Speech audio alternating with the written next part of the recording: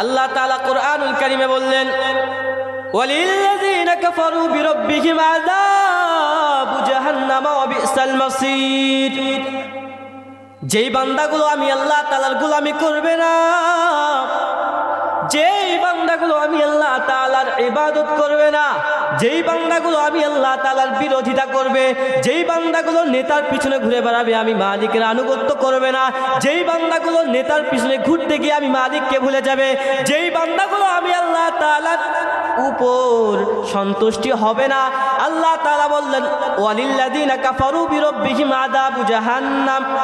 আল্লাহ তাআলা বললেন এই সকল বান্দাদেরকে আমি আল্লাহ তাআলা কিয়ামতের দিনে লাঞ্ছিত, বঞ্চিত, অপদস্থ করে জাহান্নামে নিক্ষেপ করব। তাহলে কি আমরা জাহান্নামে যেতে চাই? চিল্লায় বলেন, কোথায় যেতে চাই আমরা? জান্নাতে যেতে চাই। এই জন্য জান্নাতে যাওয়ার জন্য আমাদেরকে কি করতে হবে? ইবাদত করতে হবে। কার? একমাত্র আল্লাহ তাআলার ইবাদত করতে হবে। কারণ যেই মালিক আমাদেরকে এত মহব্বত করে বানাইছেন, এত নিয়ামত দিচ্ছেন, আমরা যদি তার ইবাদত না করি তাহলে কার ইবাদত করব বলেন? আল্লাহ তাআলা বললেন, এরে বান্দা, আমি আল্লাহ তাআলা তোমাদেরকে দুনিয়ায় সৃষ্টি করেছি। তোমাদেরকে সৃষ্টি করার পর আমি আল্লাহ তাআলা তোমাদেরকে সম্মান দিয়েছি, সম্মানের চেয়ারে বসাইছি রে যুবক। আল্লাহ তাআলা বললেন, আমি আল্লাহ তাআলা তোমাকে দুনিয়ায় পাঠানোর পর, সেই যখন তুমি ছোট্ট মাসুম বাচ্চা ছিলে, তুমি যখন তোমার মায়ের গর্ভে ছিলে, ওই মায়ের গর্ভ থাকা অবস্থায় তোমাকে কেউ খাওয়াইতো না, আমি মালিক খাওয়াইতাম। তুমি যখন তোমার মায়ের পেটে ছিলে, তখন তোমার বাবাও তোমার খোঁজ নেয় নাই, তখন তোমার দাদাও খোঁজ নেয় নাই, তোমার মায়ও খোঁজ নেয় নাই। তুমিও তোমার মায়ের পেটে ছিলে রে যুবক, আমিও আমার মায়ের পেটে ছিলাম। আল্লাহ তাআলা বললেন, আমি তোমাকে দুনিয়ায় পাঠাইছি তো যখন তুমি ছোট্ট ছিলে, যখন তুমি তোমার মায়ের গর্ভে ছিলে, আমি মালিক ওই গর্ভে থাকা অবস্থায় তোমার মা যে খাবারটা খাইতো, আমি মালিক তোমার মায়ের খাবারের, তোমার মায়ের যে নাড়িটা আছে, ওই নাভির সাথে তোমার নাভিটা অ্যাডজাস্ট করে দিয়েছি। তোমার মা যখন খাবার খায়, খাবার খাওয়ার পর ওই খাবারটা পানি হয়ে তোমার পেটে যায়। আমি আল্লাহ তাআলা ওই যে তোমাকে তোমার মায়ের গর্ভে থাকা অবস্থায় আমি আল্লাহ তাআলা তোমাকে দেখেছি, আমি আল্লাহ তাআলা তোমাকে খাওয়ার ব্যবস্থা করে দিয়েছি। শুধু তাই নয়, ডানে তাকা যুবক, আল্লাহ তাআলা বললেন ডানের দিকে তাকা দেখ, আমি মালিকের কত নিয়ামত। বামের দিকে তাকা দেখ, আমি মালিকের কত নিয়ামত। উপরে তাকা দেখ, আমি মালিকের কত নিয়ামত। বান্দা, দুনিয়াতে চলার জন্য তোর পানি বড় প্রয়োজন। আমি আল্লাহ তাআলা এই পানিটা সারা পৃথিবীর মানুষের জন্য একদম অপর্যাপ্ত পরিমাণ পানি দিয়ে দিলাম। আর দুনিয়ার জমিনে যখন আমরা পানি খেতে যাই, কোনো দোকানে গিয়ে যদি বলি ভাই পানি লাগবে, দোকানওয়ালা বলে 20 টাকা দাও পানি দিব, পানির জন্য টাকা নেয়। আমার আল্লাহ তাআলা বললেন, রে বান্দা, আমি মালিক দুনিয়াতে চলার জন্য তোকে পানি দিলাম, আমি আল্লাহ তাআলা একটা টাকাও নিই নাই। আমি মালিক যদি এই পানির দাম নিতাম, বান্দা তুই দুনিয়ায় পানি খাওয়ার শক্তি পাইতি না। আল্লাহ তাআলা বললেন, এ নবীর উম্মতের দল, এরে আমার শামসুন্দরপুর হাবাসপুরের যুবক ভাইয়েরা, আল্লাহ তাআলা বললেন, এরে বান্দা, আমি আল্লাহ তাআলা পৃথিবীতে সকল মানুষ সৃষ্টি করেছি। সকল মানুষদেরকে আবার একটা সময় আমি আল্লাহ তাআলা মৃত্যু দান করব। অর্থাৎ আল্লাহ তাআলা কুরআনুল কারীমে বললেন, কুল্লু নাফসিন যায়িকাতুল মাউত, অর্থাৎ প্রত্যেকটি প্রাণীকে মৃত্যুর স্বাদ গ্রহণ করতে হবে। এজন্য আল্লাহ তাআলা বললেন, কুল্লু নাফসিন যায়িকাতুল মাউত, প্রত্যেকটি মানুষকে মৃত্যুর স্বাদ গ্রহণ করতে হবে। দুনিয়াতে আসার সিরিয়াল আছে, যাওয়ার সিরিয়াল নাই। তুমি আমি যখন দুনিয়ায় আগমন করব, মায়ের গর্ভে যখন ছিলাম 8 মাস 9 মাস 10 মাস যখন হয়ে গেছে, একটা সময় গিয়ে আমরা দুনিয়ায় আগমন করেছি। কিন্তু আল্লাহ তাআলা কি বললেন? আল্লাহ তাআলা বললেন, আমি মালিক, তোমার হায়াত কতক্ষণ রেখেছি তুমি জানো না। আমি মালিক, যখন তখন তোমার রূহটারে নিয়ে আসতে পারি। আমাদের মৃত্যুর কোনো গ্যারান্টি আছে কি? আমাদের মৃত্যুর কোনো গ্যারান্টি আছে বলেন? আমাদের মৃত্যুর কোনো গ্যারান্টি নাই। এই যে আজকে মাহফিলে বসছি, আজকে শ্রোতা হয়ে সামনে বসে আছি, মাহফিল শেষ করে যখন বিদায় নিয়ে চলে যাব, হয়তো রাস্তার মাঝখানেও আমার মৌত আসতে পারে। রাতে গিয়ে যখন বাসায় ঘুমাইলাম, চিরদিনের মতো ঘুমায় যাইতে পারি, মালিক তো আমাকে নিয়ে যেতে পারে। কখন আমার মৃত্যু আসবে ঠিক নাই, জানা নাই। মৃত্যুর সময় আমার খুব কম। সাহাবা একরাম নবী সাল্লাল্লাহু আলাইহি ওয়াসাল্লাম সাহাবা একরামকে বললেন, এর সাহাবী,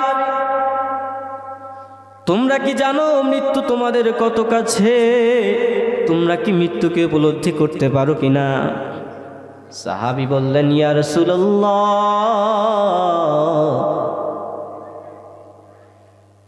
আমি যখন জোহরের নামাজ আদায় করি,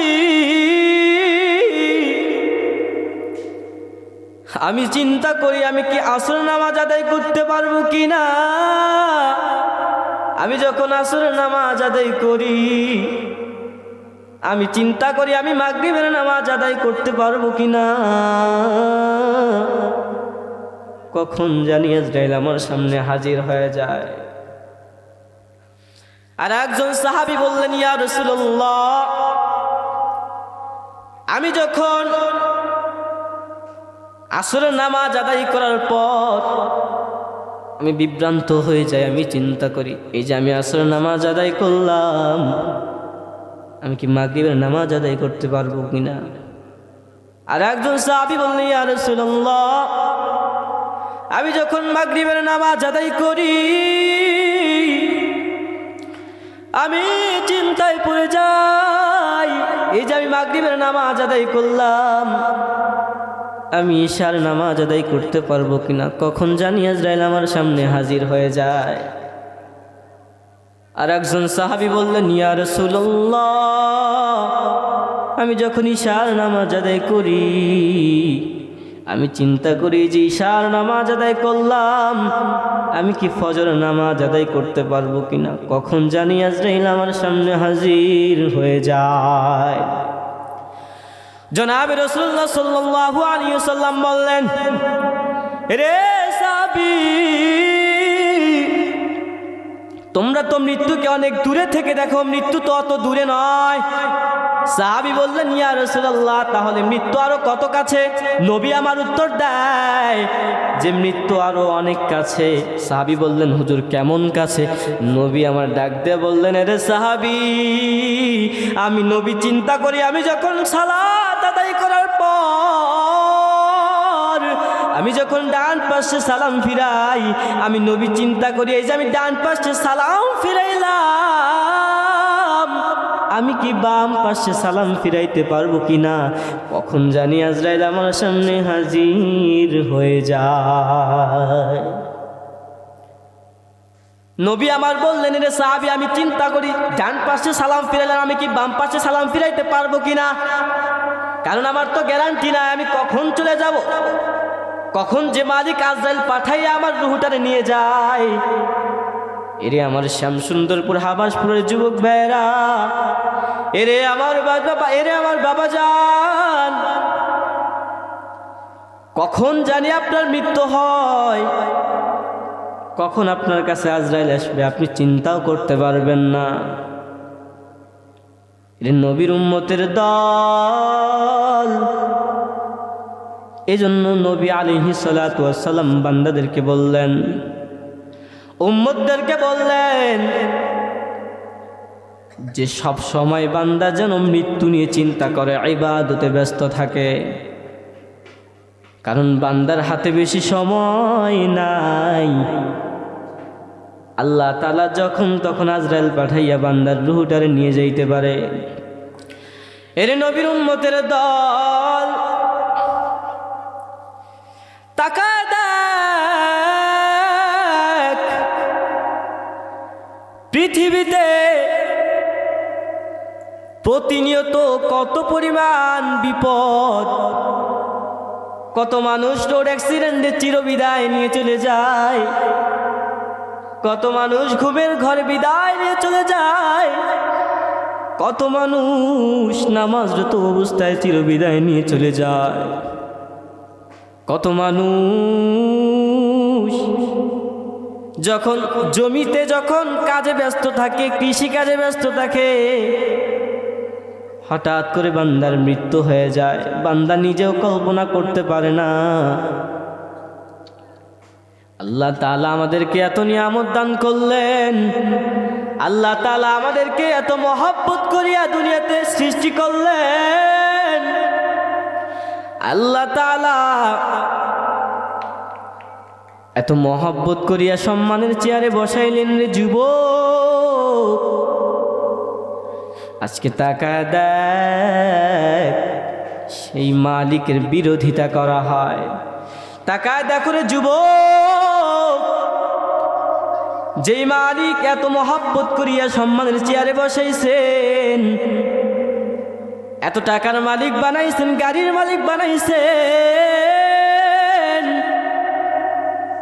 বাড়ির মালিক বানাইছেন, চেয়ারম্যান বানাইছেন, মেম্বার বানাইছেন, এমপি বানাইছেন, মন্ত্রী বানাইছেন, ডক্টর বানাইছেন, ইঞ্জিনিয়ার বানাইছেন, আল্লাহ তাআলা কত সম্মানের চেয়ারে রেখেছেন।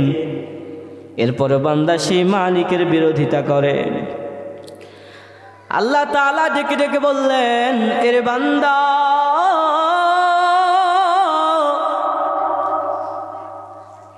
আমি মালিক তোমাদেরকে অনেক মহব্বত করিয়ে তৈরি করেছি, এই জন্য কবরের জগতে যখন তোমরা আসবা, আমি মালিককে খুশি করে আসবা, কারণ ওই কবরের জগৎটা তো ভয়ঙ্কর জগৎ, কবরের আযাব এত কঠিন।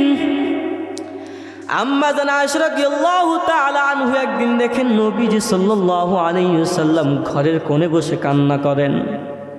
আম্মা জান আয়েশা রাদিয়াল্লাহু তাআলা আনহা নবীকে জিজ্ঞেস করলেন, ও নবী আপনি কান্না করেন কেন? নবী আমার বলে, রে আয়েশা, আমি কান্না করি কিয়ামতের দিনের কথা ভেবে, আমি কান্না করি ওই জাহান্নামের কথা ভেবে। আম্মা জান আয়েশা রাদিয়াল্লাহু তাআলা আনহু বললেন, ও নবী জাহান্নামের আযাব কেমন হবে, কিয়ামতের মাঠ কেমন হবে? নবীজি সাল্লাল্লাহু আলাইহি ওয়াসাল্লাম বললেন, এরে আয়েশা, কিয়ামতের মাঠ আগুনের মতো তামা হয়ে যাবে, আগুনের মতো তার পাওয়ার থাকবে, এবং যে আসমানে যে সূর্যটা আছে এটা মাত্র 100 হাত নিচে আসবে। নবী করিম সাল্লাল্লাহু আলাইহি ওয়াসাল্লাম বললেন, রে আয়েশা, ওই কিয়ামতের দিনে